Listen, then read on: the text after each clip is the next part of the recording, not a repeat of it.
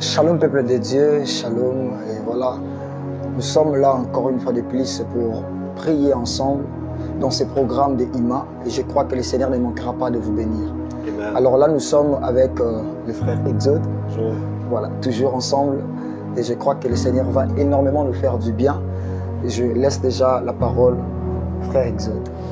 Bien-aimés dans le Seigneur, bonjour, de partout où vous êtes, nous bénissons Dieu en tout cas de vous avoir. Et nous continuons avec les thèmes de l'autre fois, esprit et onction. Et nous tirons une partie, une branche que nous allons encore expérimenter pendant ce jour. Et puis nous allons prier partant de ces sujets. Ce sujet dit, quand l'esprit vient. Quand l'esprit vient. Nous gardons notre texte de base, Luc chapitre 4. Nous allons lire les versets 1, les versets 2 et puis les versets 14. J'ai lu au nom de Jésus. Luc chapitre 4. Verset 1, 2, et puis nous allons sauter au verset 4. Jésus, rempli du Saint-Esprit, revint du Jourdain et fut conduit par l'Esprit dans le désert. Le verset 2, où il fut tenté par les diables pendant 40 jours. Dans Matthieu, la Bible déclare que l'Esprit envoya Jésus, conduit Jésus dans le désert pour être tenté. Le verset 14, que nous allons lire aussi rapidement. Jésus, revêtu de la puissance du Saint-Esprit, retourna à Galilée. Alléluia. Amen. Nous bénissons encore Dieu. Comme je l'ai dit, nous sommes en train de partager sur l'esprit et son onction. Et on a expliqué la fois passée comment cela a été et est important pour nous, enfants de Dieu, de vivre ces choses, puisque c'est destiné à nous pour une mission. Alors ce que la Bible veut nous enseigner, c'est que Christ, revêtu de la puissance de Dieu, j'aimerais ramener une personne, puisque nous sommes là pour les âmes et les saluts des âmes, c'est que vous ne pouvez pas vivre toutes ces choses, vous ne pouvez pas être bénéficiaire de ces choses si vous n'êtes pas en Christ. Non. Vous devez au préalable être en Christ. C'est pourquoi je vous ai fait cette invitation d'accepter Christ comme votre Seigneur et votre Sauveur. J'aimerais vous dire une chose, le monde court à sa perte. Nous sommes en train de chuter, nous sommes en train de cracher. Alors c'est l'instant qui nous est donné à nous tous de saisir une branche. Et la meilleure des branches, la Bible nous donne Jésus, il nous propose Jésus. C'est pourquoi avant même d'aller et puis de couler en ce qui concerne l'esprit et l'onction, je vous invite à accepter Jésus. Je vous invite à choisir Jésus comme votre sauveur et votre Seigneur, parce qu'on n'en a pas deux en tout cas. Et puisque c'est Jésus qui est la principale personne pour nous, pour être sauvés, je vous présente Jésus avant même de couler plus loin. Alors parlons de l'esprit. Christ revêtu de la puissance de Dieu et a reçu le baptême des gens. Et la Bible déclare que l'Esprit conduit Jésus dans le désert. On a tous voulu qu'après avoir été rempli de l'Esprit, que Christ commence directement la mission. Mais la Bible donne une précision, que Christ ne commence pas la mission sans pour autant passer par le désert. Et on dit que c'est à la direction de l'Esprit qu'il l'a emmené dans le désert. Mais qu'est-ce qu'il a allé faire dans le désert? C'est pour être tenté par l'ennemi. Mais qu'est-ce que cela nous explique dans notre temps? C'est qu'après avoir reçu Christ, après avoir été baptisé de l'Esprit, ce n'est pas seulement le fait de parler en langue, ce n'est pas seulement exploiter les dons, non, c'est pour une formation avec l'Esprit. Tu dois t'asseoir dans les caches-toi pour comprendre ce à quoi Dieu veut pour ta vie. Amen. Paul converti en Christ, il n'a pas commencé directement la mission. On voit des années que Paul a fait dans la cachette avec Dieu. C'est là même qu'il est monté au 3e ciel pour expliquer cela en Éphésiens. Donc Dieu nous amène quelque part. Après avoir choisi Christ, après avoir été loin de son esprit, Dieu nous tire quelque part afin de comprendre qui est sa vraie personne. Les enfants d'Israël ont quitté l'Égypte. Ce n'est pas directement qu'ils ont vu Canaan. La Bible déclare qu'ils ont passé des temps dans le désert afin de comprendre les dieux qu'ils servaient. Dieu t'amène quelque part, ce qu'on appelle dans un lieu caché, afin que tu puisses expérimenter Christ comme il faut. C'est lorsque Dieu va t'exposer, tu ne vas plus t'étonner concernant Dieu. Tu ne vas plus... La Bible déclare que les apôtres ont donné de leur vie à cause du Christ. Cela veut dire qu'ils ont atteint une connaissance de la personne du Christ, au point même de donner sa vie. Alors Christ nous appelle dans les secrets. Bien aimé, ne commence pas la chose sans pour autant Dieu te donne un go. Rentre dans les secrets, que Dieu puisse te bâtir. Et on dit ceci. Après, c'est là, verset 14 qu'on vient de lire, ainsi on va prier. C'est que Christ, revêtu du Saint-Esprit. Dans les jours à venir, peut-être qu'on aura à expliquer c'est quoi l'Esprit en nous, sur nous, ainsi de suite. La Bible déclare qu'au départ, l'Esprit avait rempli Christ. Mais après, l'Esprit avait revêtu. On dit que Christ est revêtu de la puissance de Dieu. Donc c'est comme un surplus de ce que Jésus avait besoin pour commencer la mission. Nous sommes dans un monde où il y a un combat. Et le combat le combat est réel. La bataille, elle est réelle. Et si vous manquez les choses qu'il faut pour combattre, vous allez tomber. Exact. Et parmi les choses, il faut avoir la puissance de Dieu pour te revêtir. Et c'est là, ça se trouve dans les secrets. C'est dans les liens secrets qu'on reçoit ces choses. Amen. Et quand on sort, c'est pour la mission, c'est pas pour badiner. Il y avait des cas que Christ retourne. En fait, il fait un retour à Galilée. Et c'est là qu'il commença sa vraie mission. Et c'est là que ce n'était pas pour blaguer. J'aimerais dire à quelqu'un, pendant que nous sommes en train de parler, j'aime mieux vivre la Bible que parler de la Bible. Et ce que nous voulons faire maintenant, c'est vivre la parole de l'Éternel. Christ reçut la puissance pour une guérison, donner grâce, guérir, libérer même les opprimés. Écoutez, il y a des problèmes qui ont fait 20 ans, 30 ans, 40 ans. Tu trouves la solution pendant que je suis en train de parler. Alléluia. Il y a 12 ans qu'une femme, on parlait de la femme à la perte de sang. Le jour qu'elle a rencontré Christ, c'était le jour de sa guérison. Alléluia. Et la Bible déclare que elle a parlé en elle-même que si j'ai touché seulement les pans de la robe de cet homme, je serai guéri. Alléluia. Vous savez qu'est-ce qui se passe? Pour une petite histoire, c'est que dans Exode chapitre 30, la Bible dit, donne ordre à Moïse. Il dit ceci: tu vas oindre les ustensiles, la tente d'assignation, les objets qui se retrouvaient dans les tabernacles. Il dit, tout celui qui va toucher, peu importe la tente d'assignation, les ustensiles, il sera sanctifié. Il sera oint et sanctifié. Tout son être deviendra pur. Mais le problème, c'est que dans les tabernacles, il y avait une seule catégorie de personnes qui pouvaient entrer, seulement les Lévites. Et dans les lieux très saints, seulement les souverains sacrificateurs. Ce qui fait en sorte que ceux qui devaient guérir les personnes étaient bloqués quelque part. Mais on dit dans Luc, Jésus rempli de l'esprit et revêtu de l'esprit.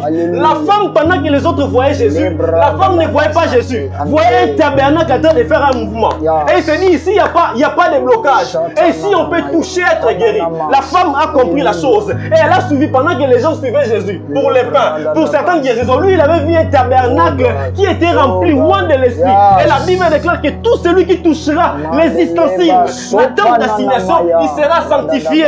La femme a compris. Et la chose que les gens ne disent pas souvent, la femme n'a pas seulement été guérie. La Bible déclare que celui qui touchera l'une de ces choses qui étaient oint par l'esprit serait sanctifié. Amen. Donc la femme était non seulement guérie, au-delà de la guérison, il y avait une sanctification. C'est pourquoi j'ai pris et déclare à celui qui croit, même en touchant ton écran, même en touchant ton téléphone, je m'en fous de là où tu es. Si tu crois et tu as la foi qui est la clé de toutes choses, non seulement tu seras guéri de là où tu es, mais tu seras sanctifié. Tu deviendras totalement seul là où tu es. Amen. Écoutez, il est temps de vivre la Bible. Il est temps de vivre la Bible. Il est temps de vivre la Bible. Alléluia. Alléluia. Quel temps de bénédiction. Quel temps de bénédiction. Et je crois que cette parole t'a fortement béni. On va prier le Seigneur. Cette parole m'a également béni. Je suis profondément béni. Et pendant que j'étais en train d'écouter l'homme de Dieu, cela m'a ramené à ce que j'avais noté. Je vais rapidement nous le lire et après quoi, on va prier le Seigneur. Voilà, j'étais en train de noter par rapport à ces mêmes sujets. J'écrivais quand je préparais ces moments. L'Esprit de Dieu m'a permis de comprendre que l'onction est un élément qui provoque la transaction dans nos vies. Donc, ça nous permet de quitter d'un état à un autre état. C'est comme l'homme de Dieu vient de dire que quand tu reçois Jésus, c'est en même temps que tu reçois aussi l'onction de Dieu. Et ça te permet de quitter un état d'un pécheur pour devenir un enfant de Dieu. Un enfant connu de Dieu même. Et vous allez le remarquer avec moi que même quand la femme qui a répandu le parfum dans le pied du Christ, Christ a dit, partout où cette bonne nouvelle sera prêchée, ton nom aussi sera également cité. C'est pour dire qu'à cause de cet acte, à cause de ton abandon, à cause parce que tu t'es laissé aller, tu as accepté de tout laisser, de tout donner à cause de moi. Sache-le bien que partout où mon nom sera cité, toi aussi tu seras cité. Et qu'est-ce qui se passe là? c'est qu'on doit comprendre, quand on parle aussi de l'onction, on parle également de parfum. Si nous cherchons dans des racines hébraïques, on parle également du parfum. C'est le fait de parfumer. Et comme Dieu nous oint, il nous parfume de sa présence. Et j'aimerais dire à quelqu'un que quand Dieu se décide de te oindre en ce jour, c'est pour te parfumer de sa présence. Amen. La Bible est en train de dire que quand les disciples ont quitté la chambre haute, les hommes pouvaient s'approcher d'eux, les hommes pouvaient les suivre parce qu'ils dégageaient la présence de Dieu. Il était parfumé de la présence de Dieu. Et que Dieu te bénisse, homme de Dieu. Que Dieu te bénisse pour ces moments. Et je crois que quelqu'un sera touché par l'onction de Dieu en ces moments. L'onction de Dieu est tellement réelle. J'aimerais appeler quelqu'un à vivre les évidences de l'onction du Christ, à vivre les évidences de la présence de Dieu. La présence de Dieu est réelle. La présence de Dieu est réelle.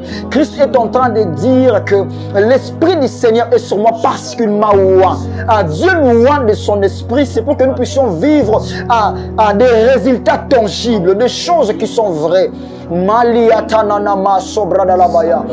ensemble élever nos voix pour dire à Dieu, je veux te vivre, je veux t'expérimenter. Je l'entends demeurer sur cette même montagne, je l'entends demeurer dans ce même problème. Et cette fois-ci, je veux vivre l'impact de ta main, je veux vivre l'impact de ta présence, je veux vivre l'impact de ton onction. Est-ce qu'il y a quelqu'un qui prie à Dieu? Il y a quelqu'un qui parle à Dieu en ce moment. Les bras d'Alabaya, Kananama, Sotekelebe Santé. Je crois qu'il y a quelqu'un qui passe par des moments difficiles. Je sais qu'il y a quelqu'un qui a besoin de Dieu en ce moment. Alors que tu as besoin de Dieu, n'hésite pas de dire à Dieu, dépose ton onction sur ma vie, impacte ma vie de ton onction, de façon que je sois libéré sous toute forme de joug. La Bible est en train de dire que l'onction brise le joug. En ce moment même, l'onction de Dieu est en train de briser ces jougs qui pesaient sur ta vie. En ce moment même, l'onction de Dieu est en train de briser les problèmes qui t'accablaient.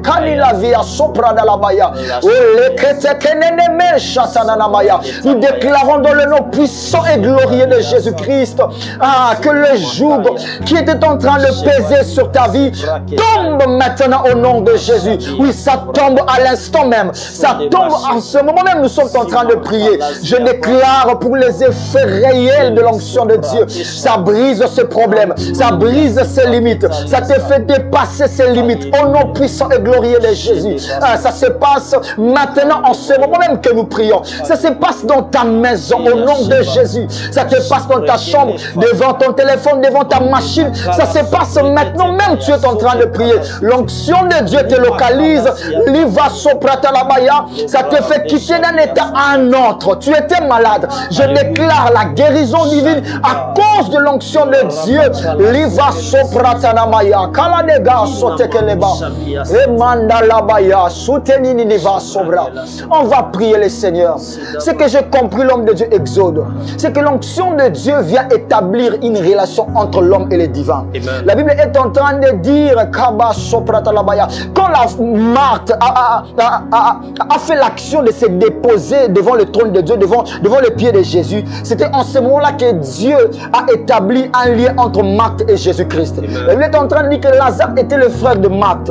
Jésus est entré dans la maison de Marthe et de Lazare à cause de l'action que Marie avait posée. Et on va prier Dieu. On va dire à Dieu, j'abandonne ma vie au devant de ton trône. J'abandonne ma destinée au devant de ton trône. J'abandonne ma famille au devant de ton trône. J'abandonne tout à tes pieds. Parfume-moi de ta présence. Oins-moi de ta présence. Parfume-moi de ta présence. Oh, que ma maison devienne ta maison. Que ma famille devienne ta famille. Que tout ce qui m'appartient t'appartient. Oh, les kabas sopratalaba. Est-ce que quelqu'un qui peut prier avec nous? Est-ce que tu peux monter avec nous, dire à Dieu, tout de moi t'appartient. Nayenga mon côté. Je ne viens pas seul. Je viens avec toute ma maison. Je viens avec tout ce qui m'appartient. Que ton onction entre dans ma maison. Que ton onction entre dans ma famille. Que ton onction entre dans mes affaires. Que ton onction impacte tout ce qui m'appartient.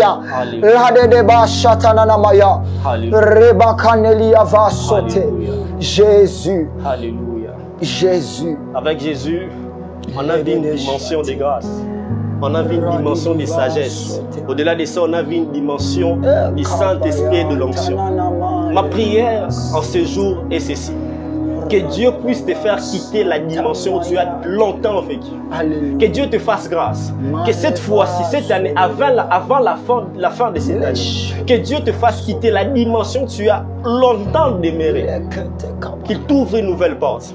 Et pendant que je suis en train de prier, la porte s'ouvre. Alléluia. Et tout est possible pour que tu puisses entrer et nager dans une autre dimension. La Bible déclare dans Ézéchiel, il y avait un homme, un prophète, qui s'avançait pas à pas vers la profondeur de l'eau. Que Dieu puisse t'amener à une dimension où tu n'es pas en train de gérer l'eau, que tu n'es pas en train de gérer l'onction, mais que l'onction sera en train de te gérer. Paul dit, ne soyez pas remplis ne soyez pas remplis du vin, mais soyez au contraire remplis du Saint-Esprit, afin que tous les jours de votre vie, vous soyez des personnes qui sont enivrées. Une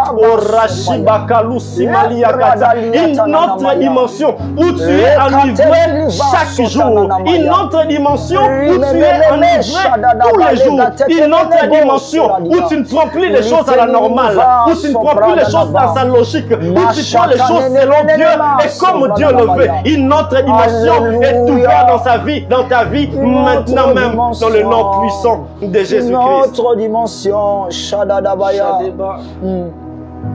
Avant que nous puissions clôturer, on va faire ces tout derniers sujets. On va dire à Dieu, fais-moi plonger dans ta présence.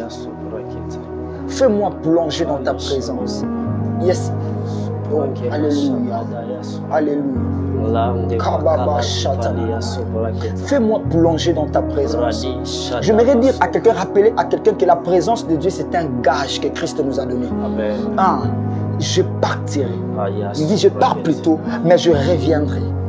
Mais pour que vous soyez sûr que je vais revenir, je vous laisse ma présence. Je vous donne ma présence. Alors, il nous est très avantageux de se laisser plonger dans la merveilleuse présence du Saint-Esprit. C'est là où nos limites tombent. C'est là où nos problèmes reçoivent la solution. C'est dans la présence du Saint-Esprit. Est-ce qu'on peut dire à Dieu, là-bas, châté, ta présence, que ta présence déborde. Là-bas, châté, là-bas, Ézéchiel pouvait dire, Kaba châté, l'Esprit de l'Éternel m'appelait d'entrer dans les profondeurs des eaux. Ça montait, ça a commencé par le cheville, ça montait jusqu'à ma hanche, jusqu'à ce que ça prie mon cou et j'étais submergé par la présence de Dieu. La kabachaté. Est-ce qu'il y a quelqu'un qui peut désirer d'être submergé par la présence de Dieu? Ce fleuve d'eau intarissable. Liva sopradalabaya kananama chaté. Est-ce que tu peux dire à Dieu, laisse-moi être plongé dans ta présence, dans ta présence, dans ta présence. Là-bas chaté. On va prier le Seigneur. Ensemble, nous allons prier Dieu pour une nouvelle semaine. J'aimerais déclarer avec quelqu'un, déclarer avec toi. J'aimerais m'associer avec toi. Est-ce que tu peux croire en cette parole? Car en ce jour, il est question de ta foi. Amen.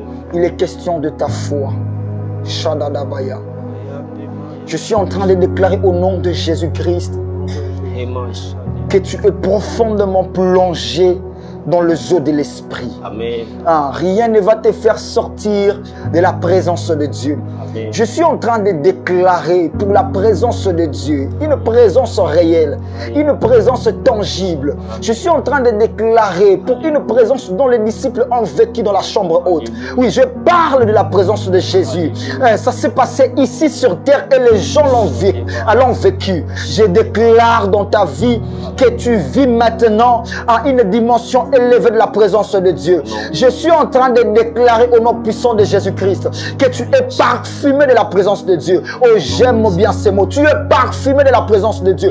Partout où tu vas marcher, les gens vont sentir l'odeur de la présence de Dieu. Dans tout ce que tu vas faire, les gens vont constater la touche de la présence de Dieu. Dans tout ce que tu vas exécuter, Kabaya, Tananamaya, Lebaya, Tananama, Sobra de la Baya. Je suis en train de déclarer pour une présence irredoutable de Dieu dans ta vie.